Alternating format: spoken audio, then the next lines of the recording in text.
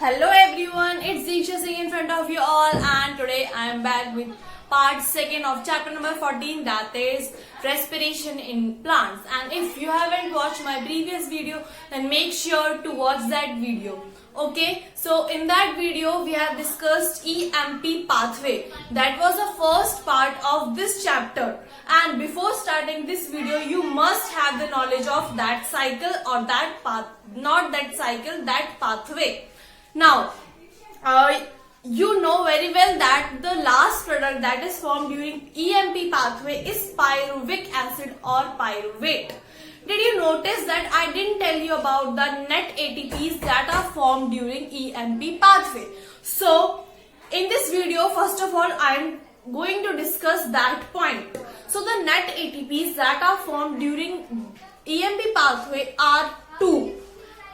Did you notice? Or did you think that how can 2 ATP form during that process, that EMP pathway? Because in 2 steps ATPs are getting utilized, and in 2 steps the ATPs are formed. So have you ever wondered that the net ATP should be 0? Because इसमें हो क्या रहा है, देखो 2 step पे ATP बन रही है और 2 ही स्टेप पे यूटिलाइज भी हो रही है, तो नेट ATP तो 0 होनी चाहिए ना, 0. But my dear friends, this is not the case. Let's find out how. Now, हम लोग यहाँ पे बना लेते हैं, मीन्स यहाँ पे मैं वो लिखूंगी जहाँ पे ATP यूटिलाइज हो रही है और यहाँ पे फॉर्म हो रही है, ठीक है. अब देखो 2 स्टेप में ATP यूटिलाइज हो रही है, 2 स्टेप में ATP यूटिलाइज हो रही है. यहाँ पे ATP क्या हो रही है, यूटिलाइज. यहाँ पे ATP क्या हो रही है, फॉर्म. ओके, अब देखो हमें नेट ATP कितनी लानी है, 2. हमें नेट ATP कितनी लानी है, 2. देखो अब कैसे आएगा वो, जहां पे ATP यूटिलाइज हो रही है वहां पर ATP के सिर्फ एक मॉलिक्यूल है. मींस यहां पर ATP का एक मॉलिक्यूल, यहां पर ATP का एक मॉलिक्यूल. जहां पे ATP यूटिलाइज हो रही है वहां पे ATP का सिर्फ एक मॉलिक्यूल है. यहाँ पे ATP का एक मॉलिक्यूल, यहाँ पे ATP का एक मॉलिक्यूल. तो यहाँ पे टोटल ATP कितनी हो गई, 2 ATPs. यहाँ पर क्या हो रहा है, यहाँ पर ATP के 2 मॉलिक्यूल्स, यहाँ पे ATP के 2 मॉलिक्यूल्स. तो टोटल ATP कितनी हो गई, 4 ATPs. नाउ यहाँ पे 2 ATP यूटिलाइज हो रही है और 4 ATPs हमारी फॉर्म हो रही है. कैसे हो रही है, बिकॉज यहाँ पे 2 मॉलिक्यूल्स फॉर्म हो रहे हैं. तो आ गया ना ये 2 ATP नेट. अब यहाँ पे इस EMP पाथवे में क्या होता है, 2 ATPs हमें मिलती हैं और 2 मॉलिक्यूल ऑफ NADPH भी मिलता है. अब देखो हमारे सेल को, हम इतने बड़े ऑर्गेनिज्म हैं, हम मल्टी सेलुलर ऑर्गेनिज्म है, हम लोग यहाँ पे 2 ATP और 2 NADPH से तो काम चल ही नहीं सकता ना. This is why we require the steps that should take place after this EMP pathway to produce more and more energy, because we require a lot of energy. So, अब ये EMP pathway के बाद कौन सा pathway हमारी body में होता है, जो पाथवे हमारी बॉडी में होता है EMP पाथवे के बाद हम उसे बोलते हैं एरोबिक रेस्पिरेशन. हमारी बॉडी में EMP पाथवे के बाद जो साइकिल होगी, जो पाथवे होगा, दैट इज एरोबिक रेस्पिरेशन. अब उसमें हमारी एक साइकिल आती है, इसको हम क्रेब्स साइकिल बोलते हैं. हम वो सब कवर करेंगे, ठीक है. अब देखो, अब हम जो फर्स्ट टॉपिक इस वीडियो में कवर करने जा रहे हैं, दैट इज फर्मेंटेशन. अब ये फर्मेंटेशन कहाँ पे होता है, जो EMP पाथवे जब कंप्लीट हो जाता है, लास्ट में जो पायरुविक एसिड बचता है हमारे पास या फिर EMP पाथवे में, वो अब आगे फर्दर एनर्जी प्रोड्यूस करता है ऑर्गेनिज्म में जो बहुत छोटे छोटे होते हैं, प्रोकैरियोट्स और यूनिसेलुलर यूकैरियोट्स. प्रोकैरियोट्स और यूनिसेलुलर यूकैरियोट्स में EMP पाथवे के बाद जो प्रोसेस होता है हम उसे बोलते हैं फर्मेंटेशन. हमारी बॉडी में जो होता है EMP पाथवे के बाद उसे एरोबिक रेस्पिरेशन के अंडर पढ़ा जाएगा. वहां पे एक आएगा क्रेब साइकिल, वो हमारी बॉडी पार्ट का है, वो हमारी बॉडी पार्ट के लिए है. लेकिन जो स्मॉल ऑर्गेनिज्म होते हैं, जो प्रोकैरियोट्स होते हैं, यूनिसेलुलर यूकैरियोट्स होते हैं, उनके बॉडी में EMP पाथवे के बाद जो स्टेप होता है that is known as fermentation. I think now it's crystal clear to you. Now I am starting with the definition of fermentation that I have taken from NCERT. So NCERT क्या बोलती है fermentation के बारे में, और जो same definition है that is incomplete oxidation of glucose under anaerobic condition where pyruvic acid is converted to carbon dioxide and ethanol. अब देखो जब ये फर्मेंटेशन ईस्ट में होगा तब क्या होगा, इनकम्प्लीट ऑक्सीडेशन होगा ग्लूकोज का, जिसमें pyruvic acid will convert into ethanol and carbon dioxide. Means east में जब ये फर्मेंटेशन होगा ऑक्सीजन की एब्सेंस में होगा तो वो क्या फॉर्म करेगा, इथेनॉल और कार्बन डाइऑक्साइड, और ये ईस्ट में होगा. Okay, keep that point in your mind कि ये ईस्ट में जब होगा तब कार्बन डाइऑक्साइड और इथेनॉल फॉर्म करेगा. लेकिन अगर यही फर्मेंटेशन बैक्टीरिया में होगा तो लैक्टिक एसिड फॉर्म करेगा. लेकिन अगर यही प्रोसेस बैक्टीरिया में होगा तो लैक्टिक एसिड फॉर्म करेगा. अगर यही प्रोसेस बैक्टीरिया में होगा तो लैक्टिक एसिड फॉर्म करेगा. और अगर यही प्रोसेस ईस्ट में होगा तो कार्बन डाइऑक्साइड और इथेनॉल फॉर्म करेगा. ठीक है. और जो एंजाइम्स हैं वो कौन से एंजाइम्स हैं, जो pyruvic acid decarboxylase and alcohol dehydrogenase. Pyruvic acid decarboxylase and alcohol dehydrogenase. हमें ये सारी चीजें लर्न करनी है. जितना भी मैंने बोर्ड पे लिखा है वो आप अपनी कॉपी में दोबारा लिख लो और उसे लर्न कर लेना. ठीक है. एंजाइम्स कौन कौन से हैं, pyruvic acid decarboxylase and alcohol dehydrogenase. Okay. अब देखो जो हम एनिमल्स होते हैं ना हम लोग, उनमें भी फर्मेंटेशन होता है कभी कभी.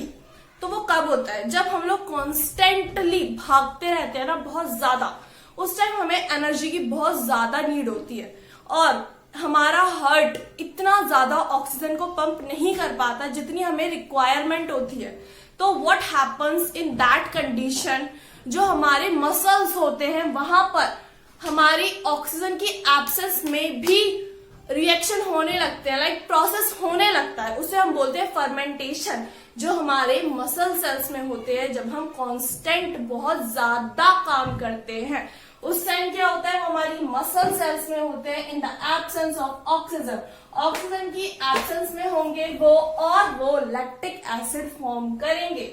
और जो एंजाइम उसमें अपना रोल प्ले करेगा that is known as lactate dehydrogenase. The enzymes that will play its role during this process is known as lactate dehydrogenase. और ये जो सारे रिएक्शंस होते हैं उनमें जो रिड्यूसिंग एजेंट है वो क्या है, NADH plus H positive. That is known as NADH plus H positive. Now fermentation में इतना ही है. आपके एनसीईआरटी बुक में से ज्यादा आपको नहीं मिलेगा. That's all for fermentation in your class.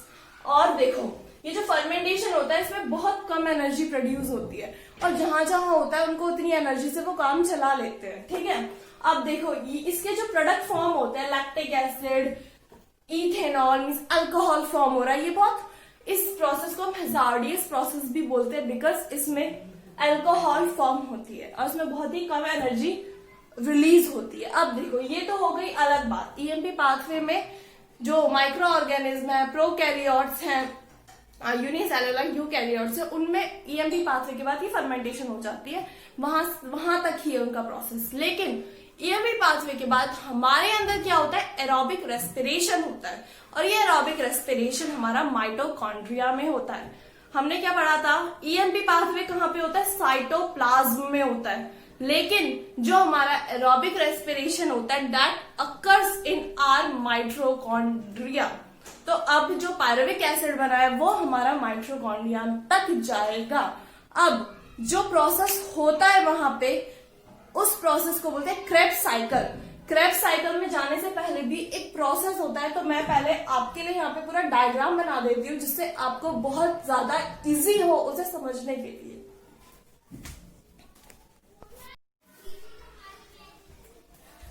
Now we have to learn about Krebs cycle. So before starting this Krebs cycle, there is something that you should know or you should aware about that. So aerobic respiration in the absence of oxygen, oxygen की absence में होता है, जिसमें वो form करता है large amount of ATPs, means बहुत सारी एनर्जी और कार्बन डाइऑक्साइड एंड वाटर. ये याद रखना कि ये ऑक्सीजन की प्रेजेंस में होता है. अब देखो, क्रेब्स साइकिल स्टार्ट होने से पहले, जो स्टार्ट होती है उससे पहले एक रिएक्शन होता है जिसपे pyruvic acid in the presence of coenzyme A and NAD positive, ये तीनों रिएक्ट करेंगे in the presence of, means ये तीनों रिएक्ट करेंगे किसकी प्रेजेंस में? पायरुवेट डिहाइड्रोजनेस एंड मैग्नीशियम, और वो फॉर्म करेंगे acetyl coenzyme A, carbon dioxide NADH positive and H positive. इसमें हमेशा याद रखना कि pyruvic acid, coenzyme A, NADH ये सब रिएक्ट करेंगे इनकी प्रेजेंस में और फॉर्म करेंगे acetyl coenzyme A, carbon dioxide NADH positive and H positive. अब देखो, ये हम आगे जब एटीपीज काउंट करेंगे ना, कहाँ पे कितनी एटीपी बनी, तो उसमें हमें जरूर याद रखना है कि यहाँ पे हमें NADH भी मिल रहा है और एसिटाइल कोएंजाइम ए भी मिल रहा है. अब ये एसिटाइल कोएंजाइम ए जो है वो हमारा क्रेब्स साइकिल में जाएगा. मींस क्रेब्स साइकिल को स्टार्ट होने के लिए पहले ये वाला रिएक्शन होना पड़ता है, उसके बाद ही क्रेब्स साइकिल होती है. और जो क्रेब्स साइकिल जो होती है वो हमारी मैट्रिक्स में होती है, और उसके बाद का जो स्टेप होता है वो हमारा इनर मेम्ब्रेन में होता है. कि जो भी मैं लिख रही हूँ ना बोर्ड पे, वो सब अपने नोट्स में डाल लेना. देखो, मैट्रिक्स और इनर मेम्ब्रेन क्या होता है ये तो पता ही होगा. ये माइटोकॉन्ड्रिया हो गया, इनर मेम्ब्रेन हो गई, ऐसा कुछ स्ट्रक्चर होता है. आई नो ड्राइंग बहुत खराब है. ये होती है मैट्रिक्स. तो जो क्रेब्स साइकिल है वो मैट्रिक्स में होती है. ठीक है. अब जो क्रेब्स साइकिल है, जिस साइंटिस्ट ने उसको डिस्कवर किया था, उस साइंटिस्ट के नाम पर उस क्रेब्स साइकिल का नाम रखा हुआ है. I think I should cover that Krebs cycle in next video, so please stay tuned. And if you like my video good or very helpful for you, then make sure to like the video and subscribe my channel. And thank you very much.